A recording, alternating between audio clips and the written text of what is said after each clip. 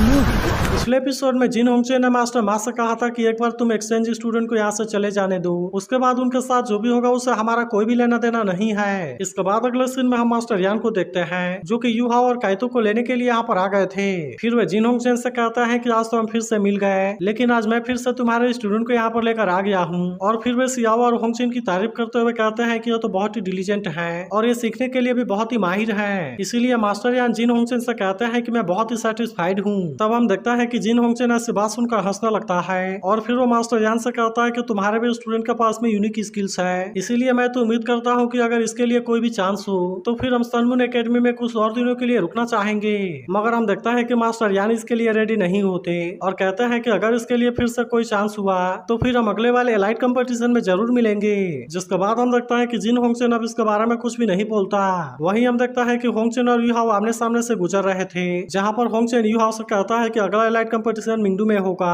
और इसीलिए मैं तुम्हारा वहाँ पर वेट करूंगा। मगर हम देखता है कि यूहाओ को इसके बारे में कोई भी चिंता नहीं होती और वो भी इसके लिए पूरी तरह से रेडी होता है। इसके बाद हम देखता है कि यूहाओ मास्टर यान के पास में जाना लगा था, लेकिन तभी जिन होंगचेन इसे रोक देता है और कहता है कि मैं तुमसे कुछ बात करना चाहता हूँ। तब हम देखता है कि मास्टर यान ने भी इसके लिए यूहाओ को परमिशन दे दिया था और इसीलिए जिन होंगचेन यूहाओ के पास आता है। तब हम देखता है कि जिन होंगचेन यूहाओ के हाथ में कुछ रखता है, लेकिन हमें अभी इसके बारे में पता नहीं चलता। इसके अलावा हम देखता है कि वो यूहाओ के कान में भी कुछ कहता है और इसके बारे में भी हमें अभी कुछ पता नहीं चलता। लेकिन वही मास्टर यान को भी इसके बारे में कुछ समझ नहीं आया था और इसीलिए वे भी इस बात से थोड़ा सा परेशान होने लगते हैं। वही जिन होंगचेन अब यहाँ से जाने के लिए रेडी हो गया था और इसीलिए वो यूहाओ को गुड बाय बोलकर यहाँ से जाना लगता है। लेकिन वही उधर मास्टर यान को भी कुछ डाउट होने लगा था, इसीलिए वो मास्टर फान और बाकी लोगों को यहाँ से जाने के लिए कहते हैं। जिसके बाद हम देखता है कि मास्टर फान भी बाकी स्टूडेंट को लेकर यहाँ से चला गया था। वही यूहाओ मास्टर यान को जिन होंगचेन के बारे में बताने लगता है और फिर बताता है उसने कहा कि प्रिंस सूतियान काफी टाइम से श्रेक एकेडमी का वेट कर रहे हैं, लेकिन फिजिकल प्रॉब्लम होने के वजह से वे हमसे मिलने के लिए नहीं आ सके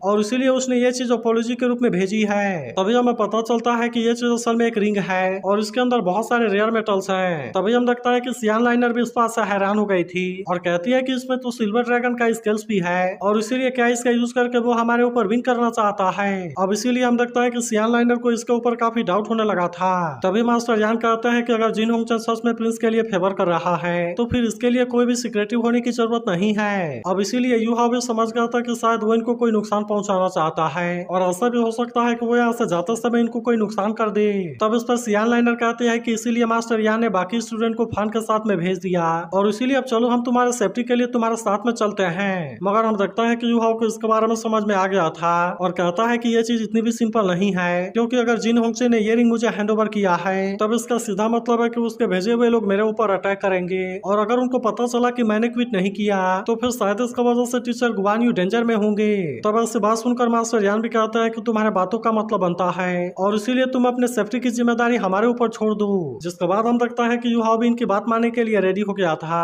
और फिर वे यहाँ से जाने के लिए भी निकल जाते हैं। अब इसके कुछ देर के बाद हम देखता है कि वो फॉरेस्ट में आ गए थे, जहाँ पर कि सियान लाइनर को कुछ अजीब सा फील होने लगता है और इसीलिए वो समझ जाती है कि यहाँ पर कोई गड़बड़ है। लेकिन वहीं हम देखता है कि मास्टर यान अभी इसके बारे में कुछ भी नहीं बोलते। जिसके बाद हम देखता है कि सियान लाइनर ड्रैगन स्किल के बारे में बात करने लगती है और फिर वो कहते हैं कि क्या वो वही आदमी है। लेकिन तभी मास्टर यान भी जान जाते हैं कि वो यहाँ पर आ गया है और इसीलिए वो यूहाओ से केयरफुल हो जाने के लिए कहते हैं। फिर वो कहता है कि अगर तुम यहाँ पर आ ही गए हो तो फिर अब तुम हमारे सामने भी क्यों नहीं आ जाते। जिसके बाद हम देखता है कि यहाँ पर कोई इविल पावर क्रिएट होने लगती है और फिर एक इविल मास्टर इनके सामने आ गया था। फिर वो कहता है कि वैसे तो ये थोड़ा सा मुश्किल है, लेकिन फिर भी तुम्हें मेरे बारे में याद जरूर होगा। इसके बाद हम देखता है कि वो अपने बिस्ट के साथ आकर इनके सामने खड़ा हो जाता है। तब इसे देखते ही मास्टर यान इसे समझ गए थे और वहीं सियान लाइनर कहती है कि ये तो इविल टाइगर डालू जेंगपेंग है। इसके बाद वो कहती है कि अगर मास्टर मू ने मुझे नहीं रोका होता तो तुम आज यहाँ पर जिंदा नहीं होते। तब इस पर जेंग भी कहता है कि मैं मास्टर मू के काइंडनेस को कभी भी नहीं भूलूंगा, जो कि अब मर चुके हैं। लेकिन फिर भी मैं तुमसे इसके बारे में साफ साफ बता देता हूँ, क्योंकि मैं यहाँ पर असल में केवल इस लड़के को लेने के लिए आया हूँ, इसीलिए मैं चाहता हूँ कि तुम इसमें इन्वॉल्व होने की कोशिश ना करो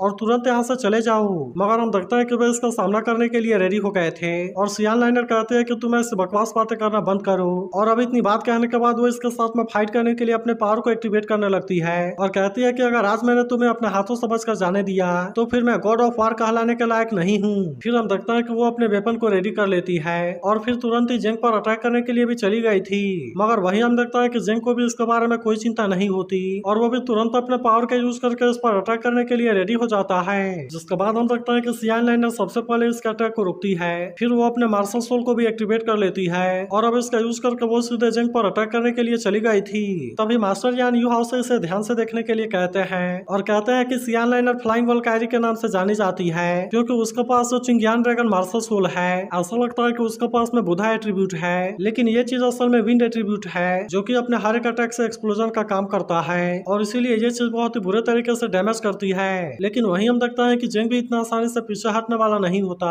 और इसीलिए वो भी सियान लाइनर के साथ में फाइट करने के लिए आ जाता है। तब इससे देख सियान लाइनर भी इसके लिए रेडी हो गई थी और वो भी अपने पावर का यूज करके इसके हर एक अटैक को रोकने लगती है। वही मास्टर यान कहता है कि ऐसे केस में जो भी चीज इसके कांटेक्ट में आएगी वो इसके एक्सप्लोजिव डिफ्यूजन फोर्स की वजह से डैमेज हो जाएगी। वही हम देखता है कि जेंग ने अपने चेन का यूज करके सियान लाइनर के वेपन को पकड़ लिया था, लेकिन फिर भी सियान लाइनर अपने वेपन को आजाद करा लेती है और वो तुरंत ही जेंग पर अटैक करने के लिए भी चली गई थी। मगर तभी हम देखता है कि जेंग इस बात से गुस्सा हो गया था, इसीलिए वो यहाँ पर अपने सोलिंग को भी एक्टिवेट कर लेता है और वो इस तरह से अपने सोल स्किल वाले पावर का यूज करके अटैक करने के लिए रेडी हो गया था। मगर अभी भी हम देखता है कि सियान लाइनर को इसके बारे में कोई भी चिंता नहीं होती और वो भी अपने चिंगियान इनकारनेशन का यूज करके इसका सामना करने के लिए रेडी हो जाती है। जिसके बाद हम देखता है कि जेंग ने अपने पावर को एक्टिवेट कर लिया था और वो इसका यूज करके इस पर अटैक भी कर देता है, लेकिन फिर भी हम देखता है कि सियान लाइनर ने इसके अटैक को बहुत ही आसानी से रोक लिया था। इसके साथ वो अपने मार्शल सोल को भी एक्टिवेट कर लेती है और अब इसका यूज करके वो इसका सामना करने के लिए रेडी हो गई थी।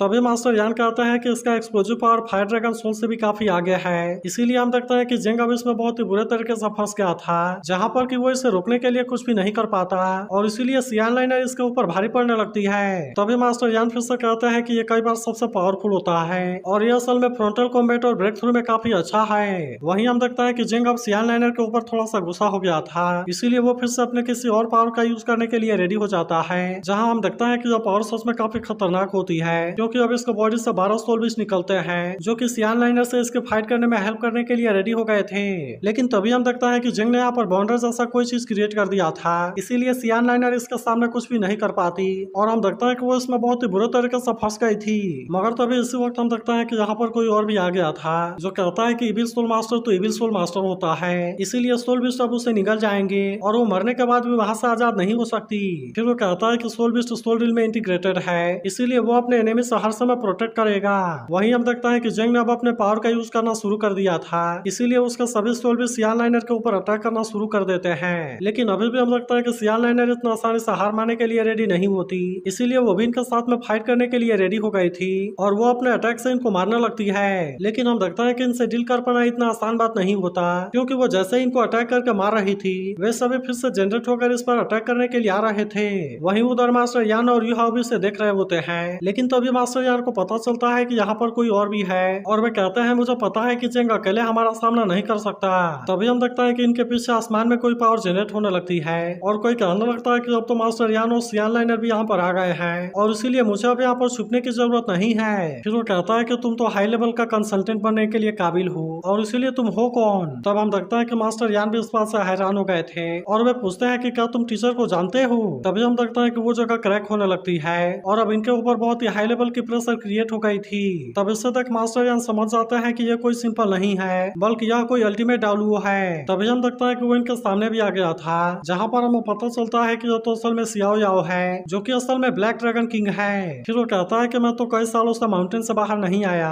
और इसीलिए ऐसा लगता है कि मैं तो यहाँ पर जिंदा ही नहीं हूँ। फिर वो कहता है कि एक डार्क होली ड्रैगन था जो कि टीचर के साथ में मर्ज हो गया और वो इस तरह से व्हाइट डबल होली ड्रैगन बन गया। तब इससे तक मास्टर यान कहते हैं कि टीचर कहते थे कि तुम सही हो, लेकिन तुमने तो असल में इविल सोल मास्टर के फोर्स को ज्वाइन कर लिया। मगर हम देखते हैं कि सियाओ याओ को इसके बारे में कोई भी चिंता नहीं होती और वो तुरंत अपने पावर का यूज करके इन पर अटैक करने के लिए रेडी हो जाता है। मगर वहीं हम देखता है कि मास्टर यान भी इसके लिए रेडी हो गए थे और वे भी तुरंत अपने फिनिक्स वाले पावर का यूज करके इसका सामना करने के लिए रेडी हो जाते हैं। अब इस तरह से हम देखता है कि मास्टर यान ने इसके अटैक को रोक तो लिया था, लेकिन तभी हम देखता है कि सियाओ याओ अपने और ज्यादा पावर का यूज कर देता है, इसीलिए मास्टर यान अब इसे रोकने के लिए कुछ भी नहीं कर पाते और हम देखता है कि वे इसके सामने कमजोर पड़ने लगते हैं। तभी हम देखता है कि यूहाओ को भी इस बात से काफी चिंता होने लगती है और वो कहता है कि मास्टर यान तो असल में लेवल 95 में है, लेकिन इसके बाद भी वे सियाओ याओ के अटैक को रोकने के लिए कुछ भी नहीं कर सके। लेकिन तभी सियाओ याओ मास्टर यान से पूछता है कि लाइट फिनिक्स स्पीड तुम्हारे पास में कहाँ से आया। तब इस पर मास्टर यान कहते हैं कि ये मुझे मेरे फादर से मिली है, लेकिन वे बहुत समय पहले ही गुजर गए हैं। तब इस पर सियाओ याओ कहता है कि मैं तो इसके लिए बहुत ही क्यूरियस हूँ। लेकिन तभी हम देखता है कि यूहाओ सियाओ याओ के ऊपर गुस्सा होने लगता है और कहता है कि तुम तो जूनियर को बुली कर रहे हो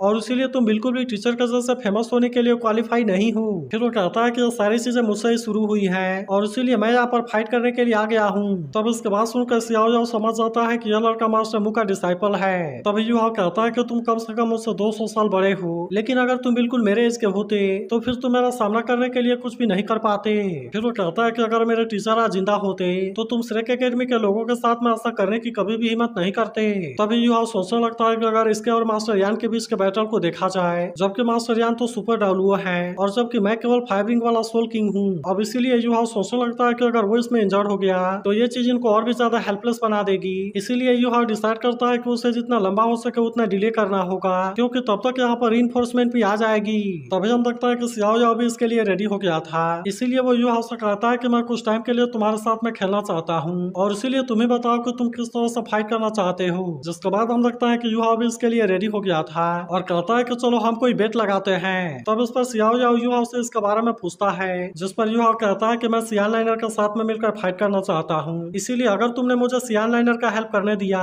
तो फिर हम दोनों एक साथ में मिलकर केवल उसे 1 ही मिनट में हरा देंगे। तब हम देखता है कि इसके लिए याओ भी एक्साइटेड हो गया था और कहता है कि चलो मैं भी इसे देखता हूँ कि तुम किस तरह से डालू टाइटल वाले को 1 मिनट में हराते हो। जिसके बाद हम देखते हैं कि याओ भी इसके लिए रेडी हो गया था, लेकिन वही मास्टर यान को इसके बारे में चिंता होने लगती है और इसीलिए वे याओ से पूछते हैं कि क्या तुम इसके लिए पूरी तरह से श्योर हो। तब इस पर याओ इनको हाँ कहता है और हम देखते हैं कि वो तुरंत ही जंग से फाइट करने के लिए चला गया था। वहीं हम देखते हैं कि सियान लाइनर अभी भी इनके बीच में फंसी होती है, जहाँ पर कि वो अपने पावर का यूज करके बीच को खत्म करने की कोशिश कर रही थी, लेकिन वहीं याओ भी अब इसकी हेल्प करने के लिए यहाँ पर आ गया था, जो कि तुरंत इस पावर वाले बाउंडर के अंदर जाने लगता है। मगर तभी हम देखते हैं कि जंग ने भी अपना और ज्यादा पावर का यूज करना शुरू कर दिया था, जिससे देख सियान लाइनर भी इसका सामना करने के लिए कोशिश करती है, मगर फिर भी हम देखते हैं कि वो इसका सब पावर का सामना कुछ भी नहीं कर पाती और इसीलिए वो अब इसके सामने कमजोर पड़ने लगती है। तभी हम देखते हैं कि सियान लाइनर यहाँ पर और भी बुरे तरीके से फंसने लगती है और अब वो इनका सामना करने के लिए भी कुछ नहीं कर पा रही थी। मगर तभी हम देखते हैं कि याओ भी यहाँ पर आ गया था